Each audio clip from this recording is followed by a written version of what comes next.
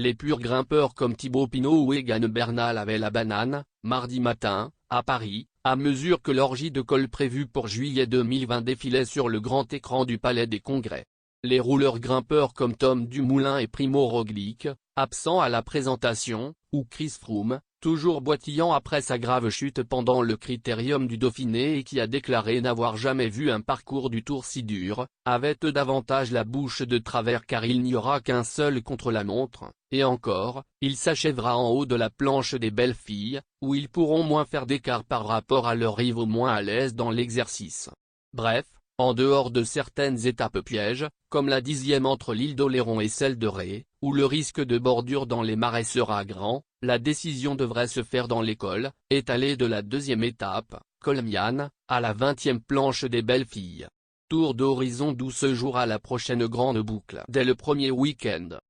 C'est une des particularités du Tour 2020. Avec le départ de Nice, le peloton s'attaquera dès le 2e jour à la montagne, avec une étape tracée dans les Alpes du Sud. Nous ne sommes jamais allés aussi haut, aussitôt, a ainsi déclaré Christian Prudhomme, le directeur du Tour. Au menu, des cols souvent visités par Paris-Nice, ceux de Col Miane, du Turini et d'Ise, pour 4000 mètres de dénivelé positif, soit autant que dans les grandes étapes de montagne. Et les cadors ne pourront pas souffler trop longtemps car 2 jours plus tard, à l'occasion de la 4e étape, un nouveau morceau de montagne les attendra, dans le massif du Dévoluy cette fois, avec un parcours casse-pattes avant d'attaquer la montée vers Orsières-Merlette, 1875 mètres d'altitude, là où Louis Ocana avait dompté Eddy Merckx en 1971. Le classement général de cette 107e édition commencera donc à se dessiner très tôt dans la course, ce qui peut laisser présager d'un scénario débridé pendant 3 semaines.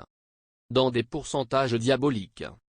Au-delà des 29 cols disséminés sur tout le parcours et des 4 arrivées en altitude, ce qui frappe dans le parcours dévoilé mardi matin est l'accumulation de pentes au pourcentage très sévère, un terrain sur lequel le Tour s'aventure de plus en plus, alors qu'il était longtemps l'apanage du Giro ou de la Vuelta. Ainsi, dès la 6e étape, vers le Mont Égual, le col de la Luzette proposera 2 km à plus de 11% de moyenne. Les Pyrénéennes, eux, compteront que 2 étapes, mais elles ont été dessinées de manière nerveuse, sur des formats courts, 140 km entre Caser-sur-Garonne et Loudunvielle à travers Manté, Balès et Peyresourde, et avec des pourcentages diaboliques, entre Pau et Larain, le lendemain, les 11 km à 9% du col de la Hourserre et les 4 derniers kilomètres de Marie-Blanque à plus de 11%.